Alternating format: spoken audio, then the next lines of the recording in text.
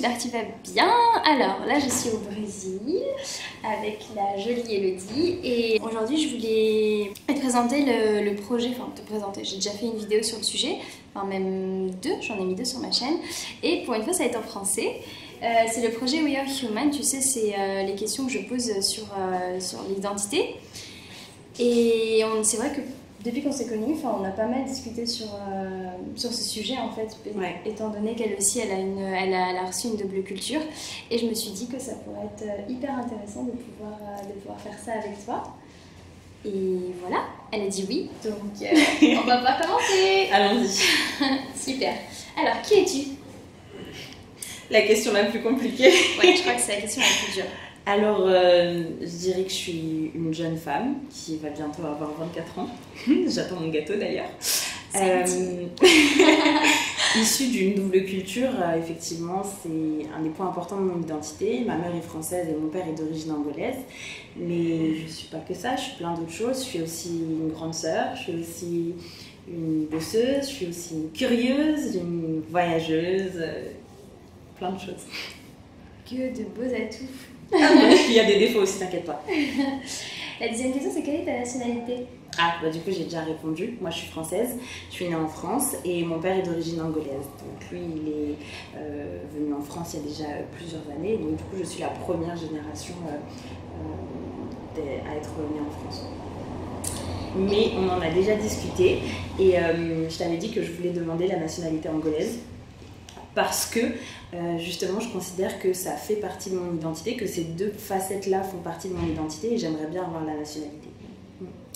Et est-ce que tu aimes ton pays et pourquoi? Alors, est-ce que j'aime l'Angola ou la France? Je dois répondre. Comme tu l'entends. Alors, ok. Donc, j'aime la France, oui. Je suis française, née en France et ma mère est française et j'ai grandi dans un environnement où c'est surtout la culture française qui m'a été inculquée. Donc oui, pour plein de raisons, pour la diversité, culturellement, il y a énormément de choses qui sont intéressantes. Mais je pense que encore plus qu'aimer la culture française, j'aime ma double culture en fait. J'aime encore plus le fait que j'ai été élevée avec des mentalités qui parfois s'entrecroisent sur certains points, parfois sont très différentes. Et ce que j'aime en Angola, donc, qui est le pays d'origine de mon père, c'est un petit peu compliqué parce que moi j'y suis jamais allée encore. J'aimerais vraiment, ça serait vraiment un retour aux sources, un retour à de là où je viens vraiment, c'est une partie de moi, ça m'intéresse beaucoup. Mais aujourd'hui c'est pas encore le cas. Je suis sûre que je vais adorer. De ce que j'en connais encore, de ce que j'en connais pour l'instant, ouais. Mais ça reste encore à écrire comme histoire. Ouais. C'est ce que je te souhaite. Merci. Et est-ce que tu as une religion ou des croyances? Une croyance particulière? Alors, donc, je m'attendais pas à cette question-là. Ma mère est athée et mon père est protestant. Donc, je dirais qu'on a été... il n'y avait pas une religion à la maison en particulier. Ma mère me disait tout le temps tu crois ce que tu as envie de croire, tu lis ce que tu as envie de lire, il n'y a pas de problème. J'ai été quelques fois à l'église, mais rien de significatif. Je n'ai pas été élevée dans la religion. Donc il y a une période de ma vie où je me posais beaucoup de questions, où j'ai commencé à aller à l'église, à lire un petit peu la Bible, etc. Je ne me suis pas du tout reconnue là-dedans. Enfin, je trouve que c'est un livre qui est intéressant dans le sens en termes spirituels, pour s'élever spirituellement, mais je ne me reconnais pas du tout dans la religion en tant que telle, qui est quelque chose de beaucoup trop dogmatique et doctrinal pour moi. Donc j'ai des croyances. Je ne suis pas sûre de croire en Dieu, mais en quelque chose, en l'univers, en quelque chose de plus grand que nous, voilà, mais sinon je m'insère dans aucune religion et j'ai tellement encore de choses à lire, à apprendre. Pour moi c'est vraiment un chemin spirituel qui s'écrira tout au long de ma vie et voilà, ça reste encore à voir. D'accord. Et bon, je connais déjà la réponse à cette question, mais est-ce que tu as déjà voyagé dans d'autres pays avant ou pas? Oui, j'ai déjà voyagé dans d'autres pays. j'ai toujours adoré ça, j'ai toujours voulu partir. En fait, je viens d'une famille qui n'avait pas énormément d'argent, donc je ne suis jamais partie en vacances avec ma famille, donc pendant les grandes vacances ou ce genre de choses, mais j'ai toujours voulu partir. À chaque fois qu'il y avait des voyages scolaires, je faisais tous les voyages scolaires. Dès que j'ai pu, j'ai commencé à travailler pour économiser de l'argent et pouvoir faire les voyages scolaires, etc. Tout ça. Donc ça a commencé d'abord en Europe, je suis allée au Portugal, en Espagne, en Italie, ensuite je suis sortie de l'Europe, je suis allée au Mexique et mon premier voyage toute seule c'était la Thaïlande, c'était il y a maintenant 2 ans et c'était super, c'était vraiment super. Au début j'avais vachement peur de partir toute seule, je me disais... c'est très bête parce que je suis très féministe, mais je me disais je suis une femme, pour me protéger en fait c'est pas dans mon intérêt de me mettre dans ces situations-là, de me mettre dans la situation où je me retrouve toute seule dans un pays que je connais pas, avec des gens autour de moi que je connais pas, personne pour me protéger. Et puis un jour j'en discutais avec un ami qui m'a dit mais t'es sûre, franchement tu devrais juste y aller, et puis il y a plein de femmes qui voyagent seules et puis tu vas voir.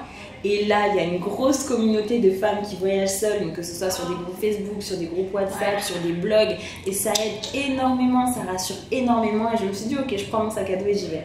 Et je regrette absolument pas, c'était la meilleure décision de ma vie. Depuis, j'ai fait la Thaïlande, le Cap-Vert, le Maroc, et là, on est au Brésil. Ouais, c'est vraiment top. Un petit bout de chemin, du tout. C'est clair. Et quand tu étais dans ces pays, est-ce que tu t'es sentie différente des populations locales sur place?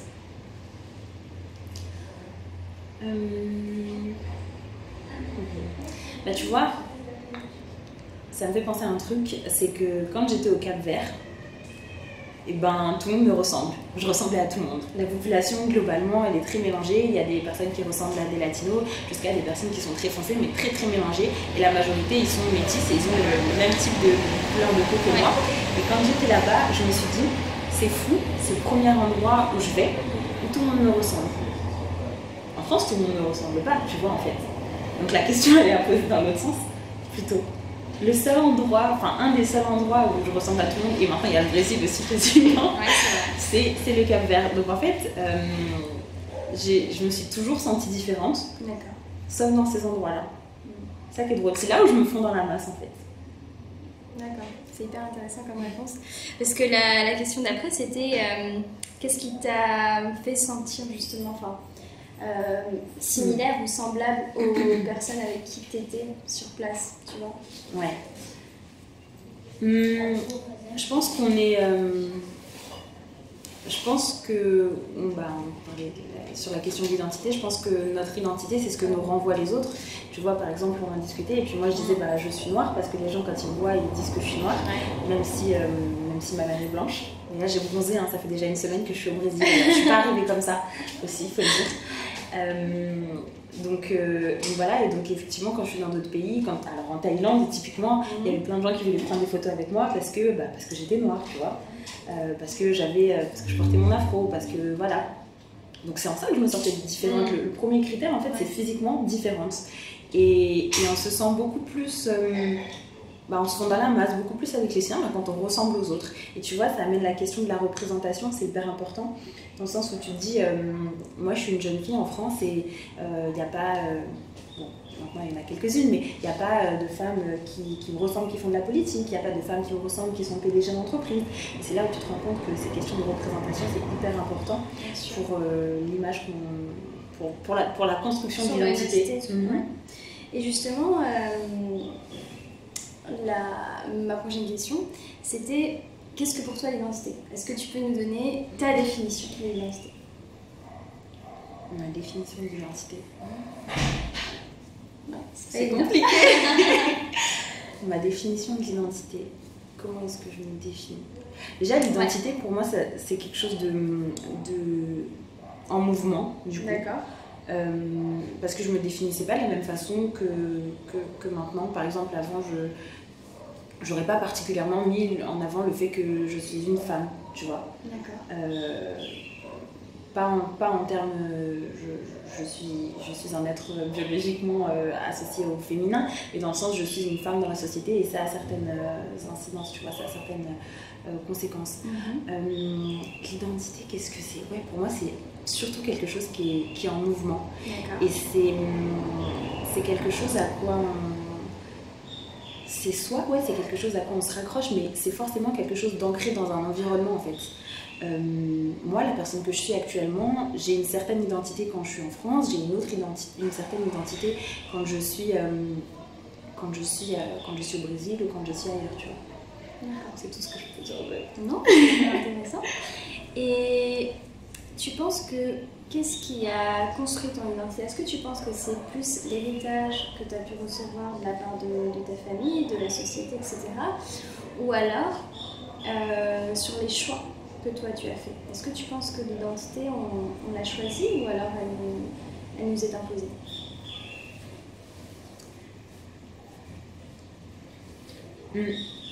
L'identité, tu vois, on pourrait peut-être dire que c'est aussi notre place dans la société, donc dans un sens, donc forcément quand on arrive sur Terre, il y a la place qu'on nous donne, il y a la place qui nous est allouée, il y a certains carcans, il y a certaines étiquettes, il y a des endroits où on nous attend, des endroits où on ne nous attend pas, des comportements sur lesquels on nous attend, d'autres sur lesquels on ne nous attend pas.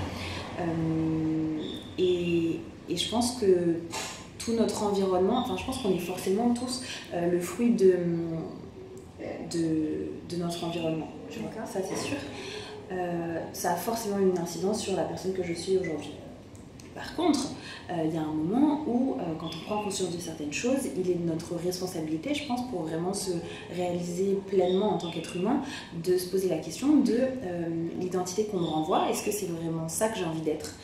Est-ce que c'est vraiment cette personne-là que j'ai envie d'être? Et donc là, c'est super important pour moi de s'ouvrir sur le monde et de voyager. Ouais. Pour se dire, il y a certaines choses que pour réfléchir à la personne qu'on a vraiment envie d'être, tu vois, à l'identité qu'on a vraiment envie d'incarner. Si ça fait sens. Oui, évidemment que ça fait sens. Et pour toi, quelle est la partie la plus importante dans ton identité? Est-ce qu'il y a une partie particulièrement comment je peux formuler ça? Une partie qui t'est vraiment très chère dans ton identité, limite que tu pourrais revendiquer? Ou pas? Ouais. Tout est aussi important dans la... Enfin, non, je peux pas dire que tout est aussi important dans la construction de ma personne. Par exemple, je suis une femme. Et dans le monde dans lequel on vit, ça a une certaine incidence. Et ça a certaines conséquences. Et j'ai mis du temps à m'en rendre compte. Et il a fallu que je voyage pour m'en rendre compte aussi. Me rendre compte qu'être une femme en France, c'est pas la même chose. Enfin, en fait, ça m'avait jamais frappé de plein fouet, tu vois, que je suis une femme avant que je voyage et que je me rende compte que dans d'autres pays, ça avait beaucoup plus d'importance. Il y avait des choses qu'on ne pouvait pas faire, il y avait des comportements qu'on ne pouvait pas avoir, il y avait plus de restrictions. Donc, et ensuite, quand je suis rentrée en France, je me suis dit, là j'avais un nouvel œil, de nouvelles lunettes pour voir le monde, c'est ça. des lunettes des féministes, et je me suis dit, et tout ce que je vois, en fait, je le vois avec des nouvelles lunettes, et je me rends compte que il y a énormément de choses que j'avais intériorisées. Ouais. Et effectivement, être une femme aujourd'hui, c'est une des choses les plus importantes dans la construction de mon identité. Et la deuxième chose la plus importante, je dirais, c'est ma double culture, que je revendique, et parce que je trouve que c'est une richesse vraiment incommensurable, que d'avoir eu la chance, parce que je considère vraiment que c'est une chance, d'avoir pu grandir en étant déjà de nature, de fait, ouverte sur le monde. C'est beau ce qu'elle dit, hein. Moi j'adore. Et imaginons que tu étais née dans un autre pays. Est-ce que tu penses que tu serais la même ou pas? Non. Non? Non, je pense que je serais pas la même. Je pense que je serais pas la même si j'étais née dans un autre pays. Je pense que je serais peut-être pas la même si j'étais née dans un autre quartier, si j'avais eu les mêmes parents, si j'étais allée dans une autre école. Tout ça, c'est toutes des petites briques qui m'ont permis de construire mon identité et de mieux me poser des questions ensuite pour ma réflexion personnelle. Mais je pense que non, je serais pas la même. Toi, tu penses ça? Toi, tu penses quoi? Moi je dis pas. Tu dis pas. On n'a pas le droit de poser des questions? Non, c'est moi qui fasse l'inverse. Ouais, peut-être. Mais là, c'est moi qui pose des questions. Okay. Et qu'est-ce que tu penses du racisme et ce qu'il y en a dans ton pays?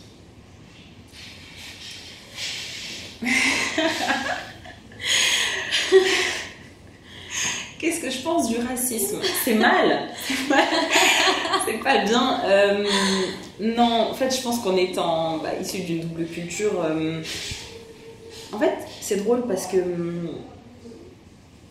en étant issu d'une double culture, d'un côté, tu te dis forcément, pour moi, mon père il est noir, ma mère elle est blanche, et c'est la même chose. Ça n'a absolument aucune conséquence dans ma tête. Il n'y a pas de hiérarchisation des races, des ethnies, des couleurs dans ma tête, donc c'est la même chose, tu vois. Et d'un autre côté, j'ai quand même grandi avec un père qui me disait Elodie, t'es noire, il faut que tu le saches, les gens ils vont te renvoyer ça, t'es noire, il faudra que tu fasses plus d'efforts que les autres. Des fois il y a des gens qui vont être méchants avec toi, des fois il y a des gens qui vont te mettre des bâtons dans les roues parce qu'on est en France et que c'est un pays raciste et que c'est pas ton pays et que les gens ils te diront que c'est pas ton pays et voilà, il faut que tu grandisses avec ça, il faut que tu le saches. Et je sais pas si tu te rends compte à quel point c'est violent quand t'es petite, quand t'es vraiment petite quoi, et qu'on te dit et que t'es née en France, que tes parents ils sont comme ils sont et voilà, et que dès le début on te dit toi c'est ton pays, t'es né ici, mais en fait les gens ils vont peut-être te renvoyer l'idée que non c'est pas ton pays, que c'est pas ta place et que tu devrais pas être là, ou bien qu'il y a certaines choses qui sont faites pour toi et pas d'autres. Donc le racisme c'est comme ça que ça m'a été présenté au début, tu vois. Et puis après ça a été plutôt en se rendant compte dans la vie de certains petits actes, pas forcément envers moi mais aussi envers les autres. Et tu sais, j'ai souvent tendance à dire que peut-être on ne s'est pas rendu compte, mais j'ai jamais subi d'actes vraiment violents de racistes et j'ai de la chance pour moi. Mais le fait de connaître tout un tas de personnes qui ont été touchées et de se dire que ces personnes-là, c'est des personnes qui me ressemblent, moi, c'est un peu comme si je m'identifiais et c'est un peu comme si ça m'était arrivé. Et surtout, c'est vivre avec la peur et la crainte que ça puisse m'arriver. J'ai oublié la question. Est-ce qu'il y a du racisme dans ton pays? Ah oui, voilà. Donc oui, il y a du racisme dans mon pays, bien sûr. C'est pas un racisme qui s'exprime de la même façon. Ce qui est intéressant en voyageant, c'est que on se rend compte que le racisme au Brésil, typiquement, le racisme en France ou aux États-Unis, par exemple, il s'exprime de façon différente. Mais il y a un racisme qui est structurel. Il y a quelque chose qui est structurel, qui est systémique. Et c'est important de s'en rendre compte.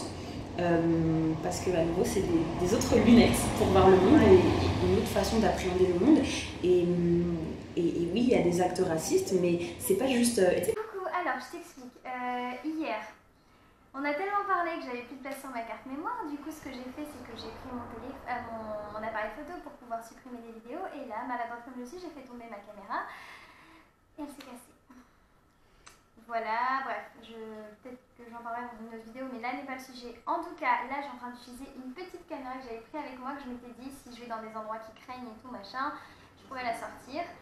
Je l'ai jamais utilisée jusqu'à présent, peut-être que je l'ai gardée au chaud parce que voilà, le destin savait que j'allais casser ma autre caméra, bref. Donc je sais pas du tout ce que ça veut dire en termes de qualité d'image, de qualité de son, mais c'est mieux que rien.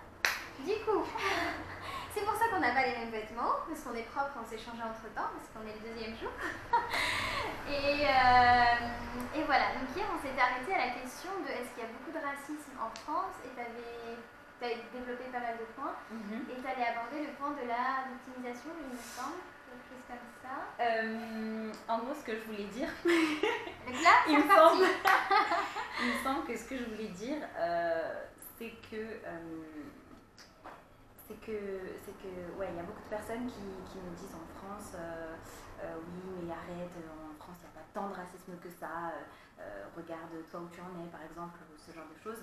Alors au niveau individuel, et c'est là où il faut bien distinguer pour moi ce qui se passe au niveau individuel à l'échelle d'une personne et ce qui se passe au niveau systémique. Le racisme, c'est pas juste une personne qui va te dire sale noir dans la rue, ça c'est pas un problème, je pense qu'on s'en est tous déjà remis, mais c'est ce qui se passe au niveau systémique, au niveau structurel. Ça va être les barrières qui vont t'empêcher de trouver un travail, de trouver un appartement, etc. Donc oui, il y a du racisme dans mon pays. Triste réalité parce qu'il se trouve que c'est le mien aussi. Bon. ensuite, dans la déclaration... Mais c'est quand même mieux qu'ailleurs. Oui, c'est sûr. Mais bon, est-ce que dans l'échelle du pire, enfin du pas bien, il y a une échelle, tu vois, de ouais. pire, moins pire? Je pense pas. Mais bon. Oui, du coup, dans la Déclaration des droits de l'homme, le premier article, c'est « Tous les êtres humains naissent libres et égaux en dignité et en droit ». Qu'en penses-tu? I wish.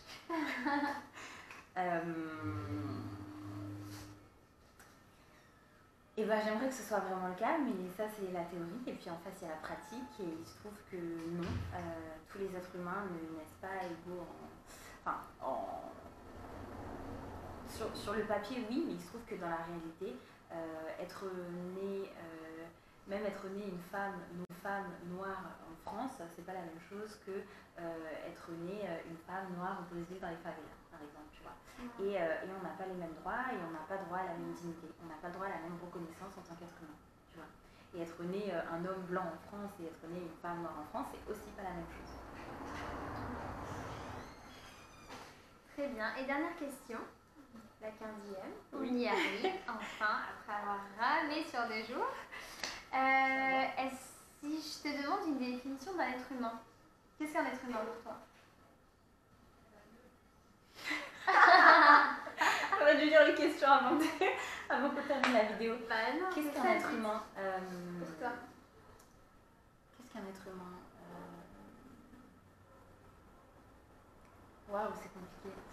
Un être humain, c'est même pas une personne qui me ressemble forcément. Mais oui, d'une certaine manière. Ah, je bloque sur cette question. Qu'est-ce qu'un être humain? Au sens... Hein? T'as tout entendu. Ouais. Tu vas couper. Au sens très biologique, l'espèce humaine, elle existe. Donc voilà, elle est définie par des critères biologiques que je ne saurais te nommer parce que c'est pas ma spécialité. Mais en fait, un être humain, c'est quand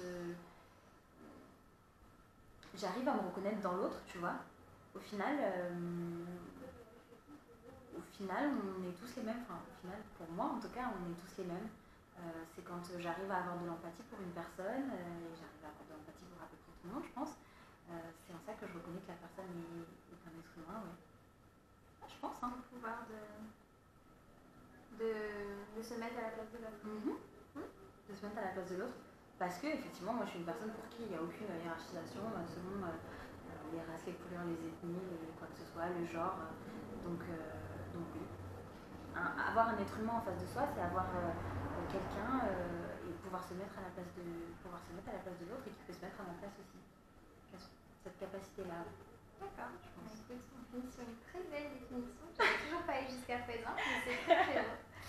Bon, j'espère que ce ne sera pas trop catastrophique, mais ça a été compliqué pour nous, comprenez? Ouais, non, je pense que c'est très très bien comme c'est. Écoute, ça a son charme, voilà, hein, c'est les aléas de la vie. Voilà, c'est une belle métaphore.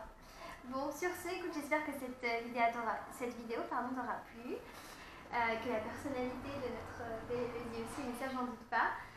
Voilà, je te fais d'énormes bisous, prends soin de toi et puis je te dis à très vite. Bisous. Ciao.